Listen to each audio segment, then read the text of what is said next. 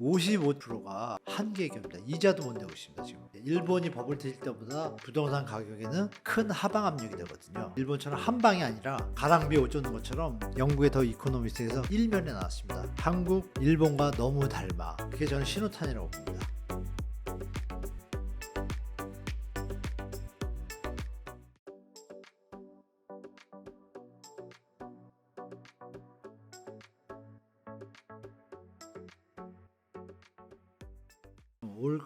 올 수밖에 없다라고 보는 사람입니다. 이게 경제 공부를 저도 많이는 안 했지만 좀 하신 분들은 다 아실 겁니다.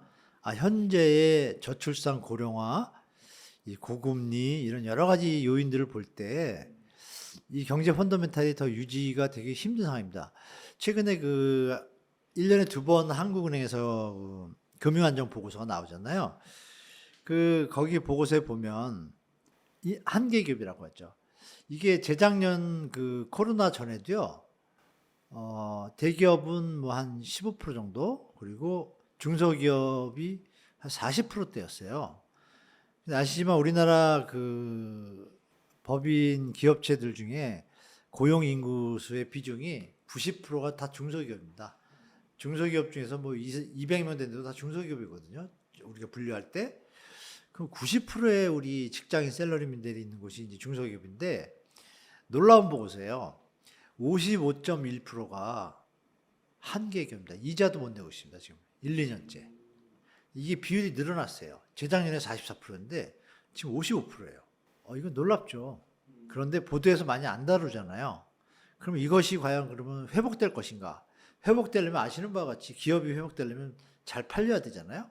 팔려야 되는데 지금 아시잖아요. 가계부채가 급격하다 보니까 소비가 지금 감소하는 게 지금 드문드문 계속 나오잖아요. 그게 쉽게 회복 못 하거든요.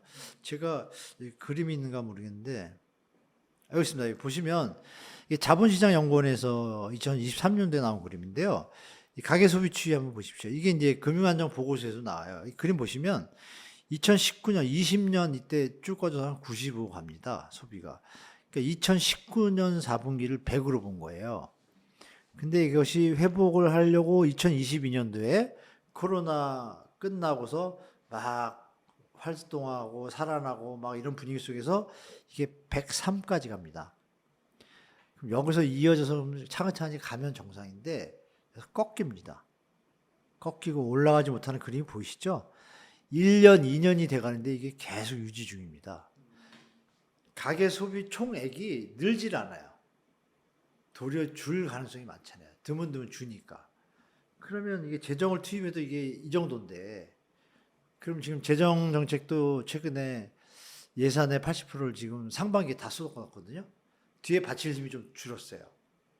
그러면 여러분이 생각하실 게 가계 소비가 준다는 얘기는 능력이 저하됐다는 얘기고, 저하됐다는 얘기는 아까 말씀드린 한계 기업이나 이런 데들이 팔 수 있는 대상이 점점 준다는 얘기고, 그러면 이어지는 순서는 뻔하잖아요.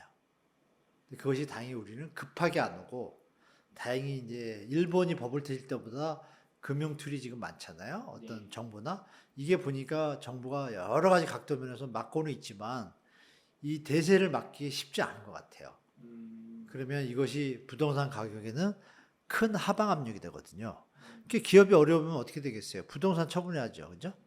그런 일들이 이제 서서히 나타나지 않을까라고 보는 게 제 시각입니다. 그래서 부동산이 일본보다 더 심하다고는 얘기하는데 그렇지는 않습니다.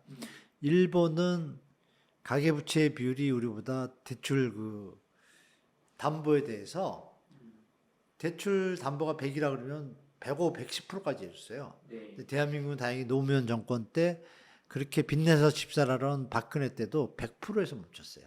조금 낮아요. 그리고 이제 문재인 정부 또 들어와서 또 좀 DSR, DTI 좀 많이 적용했잖아요. 그래서 일본보다는 그게 덜해요. 덜하지만 총량에서 지금 일본 수준보다 높아졌어요. 이게 이제 문제인 거죠. 그래서 이런 부분이 제가 볼 때는 분명히 우리 부동산이 더 심각하다고 얘기할 수는 없지만 거의 아바타 수준이다. 다만 나타나는 형태가 일본처럼 한 방이 아니라 우리는 짜그맣게 어퍼컷 한 방 큰 게 아니라 잽을 두드려 맞는 것 같다 할까요? 가랑비에 옷 젖는 것처럼 뭐 그런 양상으로 시장이 펼쳐지지 않을. 그러니까 일본식인데 스타일은 다른 거죠. 일본이 가는 길을 가지만 네. 저는 이제 그렇게 보고 있습니다. 그래서 하나 더 말씀드리면 여기 그림에서 이게 이제 글로벌 골드만삭스에서 2022년도 가을에 나온 그림이에요. 그 인구 감소 문제나 저출산 문제 뭐 많이 들으셨을 거예요, 우리 시청자분들도. 이 그림 보시면 최근에 그 피크 코리아라고 일본 M1 경제지라고 그 기자가 이제 약간 조사를 많이 해가지고 올렸어요. 그게 이제 우리는 이제 피크 코리아 그 단어만 들어와가지고 뭐 한국이 이제 끝이 났다, 끝물이다 뭐 이런 표현으로 이제 들었는데 잠깐 스쳐 지나갔죠. 그런데 이제 골드만삭스면 아시잖아요. 전 세계 어떤 금융의 큰 손이기도 하고. 이 그림 한번 보시면 어떻습니까? 이게 그 중에 이제 한 페이지인데요. 여기 보시면 1980년대라고 돼 있죠. 미국 1등, 2등이 누구예요? 일본입니다. 독일, 프랑스, 영국, 이태리, 차이나, 캐나다, 아르헨티나 쭉 가다가 한국은 없어요. 80년대. 15위까지 보시는 것처럼. 2000년대 한국이 등장합니다. 등장하면서 어디가 12위에 올라가요. 2000년대 올라가고 2008년 글로벌 금융위기가 터지잖아요. 그러면서 G20이 생겼잖아요. 그러니까 우리가 그때 뭐 G20에 막 가고 주체국이 되다 보니까 마치 G10인 것처럼 무역량만 많지 실제 G10인지 아닌지 몰랐잖아요. 근데 여기는 냉정해 보니까 보시면 어때요? 12 찍었어요. 그럼 2000년대 초반에 우리가 잘 이렇게 활동하고 막 이렇게 좀 외부 성과 한류까지 겹치니까 2022년의 순위를 보세요. 여전히 12위입니다. 유지를 합니다. 이게 뭐냐면 경제 규모예요. 발전하는 빅클럽의 빅적에 대해서. 근데 여기서 보시면 이제 특이한 게 뭐냐면 2022년 기준으로 보면 한국은 유지를 했어요. 재작년까지죠. 차이나 저펜인데 차이나가 1등, 2등으로 올라가요. 저펜을 제끼고. 그리고 인도가 떠요. 흐름을 다 보여줍니다. 그리고 아까 말씀드렸던 나라들은 그대로 거의 남아있어요. 그리고 브라질이 튀어오릅니다. 그래서 브라질에 투자하시는 분들은 좋으실 것 같은데 중요한 건 여기서 우리가 스페인이 뭐 망한 나라처럼 얘기하잖아요. 스페인은 예전에 강국이었잖아요. 스페인이 올라옵니다. 15위로. 우리가 12위인데 그리고 멕시코가 14위로 올라오고 중요한 건 2050년 그림입니다. 50년 보시면 어때요, 여러분? 한국이 사라졌습니다. 슬프게도 한국이 빠져 있어요. 그러니까 해외에서 보는 시각은 한국은 2022년이 피크였던 겁니다. 부동산 피크였던 것처럼. 경제 규모가 쫄아든다는 얘기인데 확장성에서 그죠? 일본도 우리처럼 내려옵니다. 일본은 그나마 3위였던 게 6위로 내려와요. 그럼 우리는 10위였으니까 3위, 6위니까 15위, 16위가 이 그래프에 안 나오죠. 16위, 17위 된 거예요. 우리가 우습게 알던 인도네시아가 우리 위에 뜨기 시작하고 4위로 올라가고 시장이 급변하고 있거든요. 근데 우리는 저출산 고령화 이게 원인이 집값에도 있잖아요. 그러면 집값이 조정이 안 되면 일본처럼 버티기도 힘들어요. 일본은 준기축통화잖아요. 그 바스켓에 들어있는 통화예요. 우린 거기도 못 들어있어요.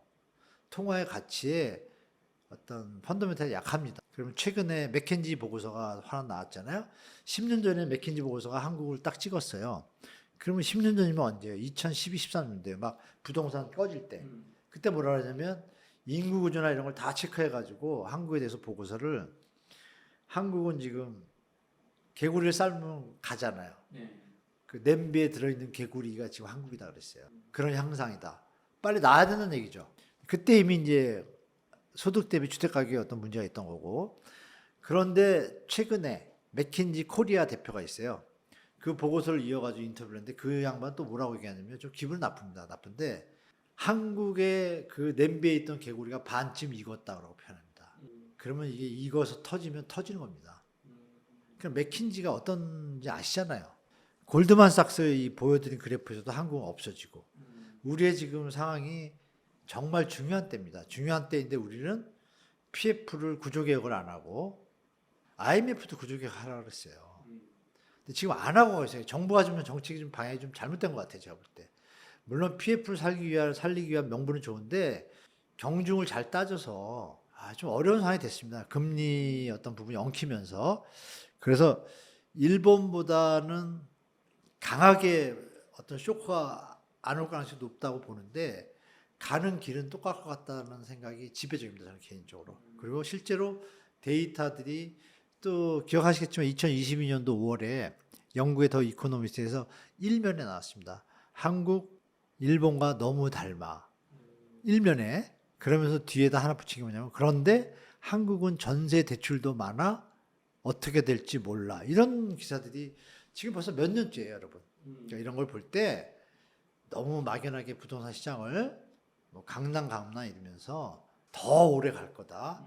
이런 거는 조금 지금은 잠시 시장을 돌아보고 관망하는 게 낫지 않나라고 다시 한번 말씀드립니다. 네, 집값의 트리거는 여러 가지 요인이 있겠죠. 일단 자영업자분들의 연체율입니다. 제가 볼 때. 그리고 전혀 생각지 못하시는 카드 연체. 이 카드 대란 사태가 좀 터지면서 또 흔들린 적이 있었는데 요번에는 이 카드 대란이 단순히 소비 부분에만 문제가 있는 것이 아니라 부동산하고 다 연결돼 있거든요. 예전하고 좀 틀립니다. 30대, 40대들이 신용대출 적극 활용해가지고 갭투자한 분들도 많고, 그래서 카드 연체율이 급증하는 건 좀 문제가 됩니다. 그럼 이제 카드사의 자본 상태가 안 좋아진다는 얘기는 연계되는 제2금융기관도 다 이게 지분 구조로 연결돼 있거든요. 그런데 그 연계된 대출 기관들이 또 PF 현장에 들어간 어떤 손해 예상될 수 있는 시나리오가 있잖아요.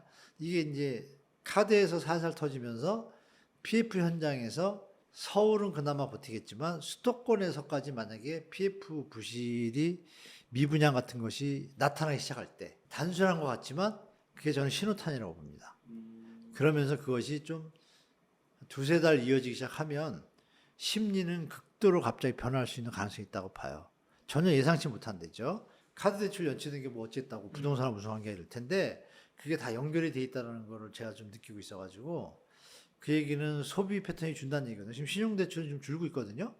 줄고 있다는 얘기는 신용대출을 활용해가지고 집에 대한 뭐 전세돈을 내준다든지 뭐 월세를 내든지 전세대출 이자를 내든지 이런 것들이 지금 문제가 생기기 시작되는 거거든요. 바닥에서 문제가 터지면 이게 천천히 어느 시점에는 전세보증금이나 거기에 이제 영향을 미치게 되겠죠. 이게 이제 될 때 동시에 이 얘기는 뭐예요? 경제가 잘 안 돌아가는 얘기니까. 그러면 PF 현장도 더 돌아갈 일이 없죠. 정부가 정말 투기 정책을 쓰지 않나. 그것도 그때뿐이잖아요. 이어질 수 없잖아요. 그게 이제 딱 나왔을 때 언론들이 한순간에 이거 위험하다라고 쓸 때 그때 소비자들, 시장 참여자인 소비자들이 손을 놓기 시작하면 어떻게 되겠어요? 정부의 정책이 이제 안 먹히는 때가 오겠죠. 출발은 되게 단순한데 그 분위기를 따라가지고 해외 보도들과 이런 게 겹쳐질 때. 그래서 지금이라도 어렵지만 금리 또 엉뚱한 얘기 같지만 금리 지금 올리면 어떻게 돼요? 정리될 게 빨리 정리되잖아요. 그 충격이 60이라고 치면 나중에 이게 만약에 리스크나 트리거가 등장을 해가지고 터질 때는 제가 볼 땐 두세 배 효과가 있다고 봅니다. 왜 한 방에 터져버리니까. 그래서 좀 아쉽습니다. 구조개혁이 지금 2년째인데 안 하고 있잖아요. 그죠?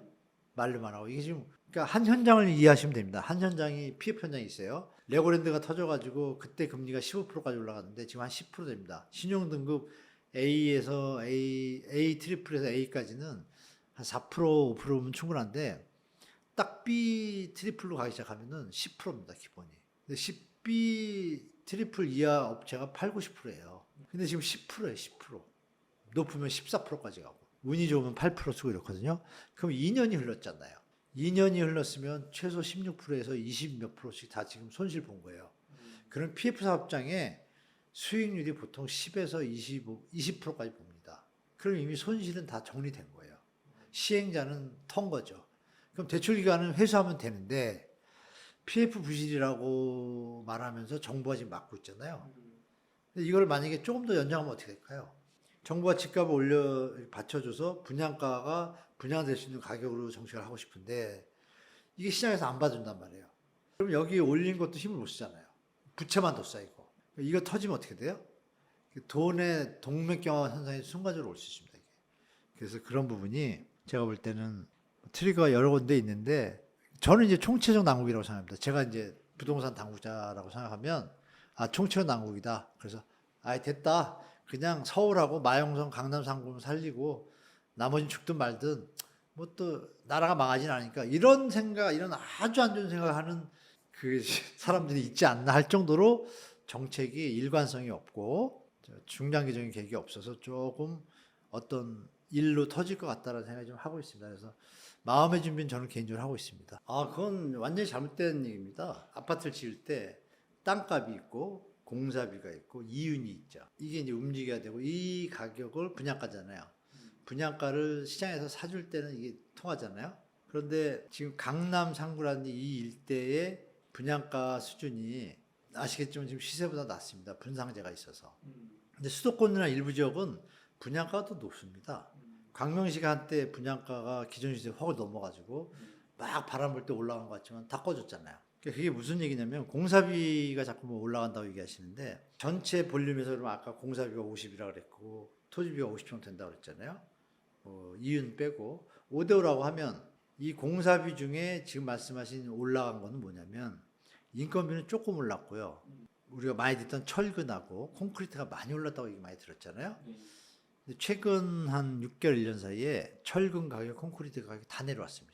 아주 안 맞는 얘기라고 했어요. 언론들이 참 문제인 게 철근하고 콘크리트 가격이 내려왔다는 기사를 갖다가 3, 4개월 전부터 계속 쓰면 어떻게 될까요? 여기에 뭐가 문제냐면 분양가 상한제를 좀 풀어놨어요. 그러니까 제가 아까도 말씀드렸지만 국토부가 이 건설 회사의 어떤 영업부 역할을 하는 느낌이 든다 그랬지 않습니까? 제어해야죠. 가계부채가 자꾸 느는데. 근데 중요한 거는 분양이 됩니다. 서울은. 왜? 지금 쉽게 말하면 돈 놓고 돈 먹기 시장이 됐잖아요. 제가 하는 얘기가 틀리진 않을 겁니다. 거주해서 착실하게 살려는 수요보다 투자 수요가 저는 많다고 봅니다. 특히 3040들이 이쪽에 지금 약간 해박해지셔가지고 스마트하다 보니까 5060보다 더 빨라요. 근데 그 수요가 꽤 됩니다. 아니나 다를까 지금 3040의 주택 매입 비율이 50, 60, 70이 있는데 상식적으로 누가 돈이 더 많겠습니까?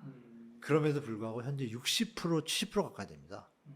그럼 이거는 뭐냐면 투기성 투자 내 집 마련이 많은 거죠. 그러니까 이런 부분이 지금 공사비 인건비 올라서 분양가가 올라간다고 하는데 말씀드린 대로 원자재비는 내려갔습니다. 그러면 아까 공사비 중에서 직접 공사비하고 간접 공사비가 있잖아요. 철근 콘크리트는 직접 공사비예요. 그러면 전체 포션을 따지면 25%잖아요. 25%에 50%면 10% 오른 거예요. 지금 분양가 10% 올랐습니까? 20, 30% 올랐습니다. 말도 안 되는 소리죠. 언론들이 이렇게 프레임을 만들고 국토부가 방치를 해서 이렇게 된 거예요. 국토부가 지금이라도 정확하게 국민들한테 철근하고 콘크리트가 이렇게 내렸다. 이 건설업체들 너무 건설원가 높이지 마라. 분양가 상한제 들어가겠다. 이러면 어떻게 될까요? 거품 꺼지겠죠? 중요한 건 말씀하신 대로 공사비가 올라니까 분양가를 높여달라고 그러잖아요. 주민 입장에서. 왜? 부담을 줄이려고. 중요한 건 뭐예요? 그 가격이 분양이 돼야 말이죠. 안 되는 데가 어디예요? 지금 지방이잖아요. 수도권도 50% 지금 미분양입니다. 수도권 뭐 만만한 거 아닙니다. 서울만 지금 미분양 비율이 지금 적은 거예요. 지금 서울 지금 미분양한 거 아직도 팔고 있거든요. 동작국동 아시겠지만 재작년에 작년 대박 났다가 미분양 나가지고 계속 몇 차까지 모았는데도 안 팔리잖아요. 그럼 여기는 분명히 거품이 있다는 증거입니다. 그리고 또 장애동도 마찬가지잖아요. 몇백 대 1이라고 했는데 물건이 쉬운 말로 날아다녀요. 그죠? 시세보다 높으니까. 그만큼 수요가 받쳐주지 못하는 분양가 수준이 왔다. 더 올라가기에는 버겁다라고 저는 분명히 보고 있습니다. 그래서 만약에 더 올려가지고 서초 강남 외에 강북이나 동작이라고 하는 표현 맞지만 강남 상구를 제외하고 서울의 타 지역에서 분양가를 좀 세게 갔다가 미분양 딱 터지는 순간이 우리 상승론자들의 환상이 좀 약간 깨지는 변곡점이 될 거라고 좀 보고 있습니다. 그 순간부터 역시 이 분양가는 허수였어라는 판단이 들기 시작하면 여러분 2년 전만 되돌아봅시다. 둔촌주공 10억, 13억 분양할 때 너무 비싸다 그랬잖아요. 미분양 난다고. 근데 이게 지금 18억입니다. 설명이 되나요?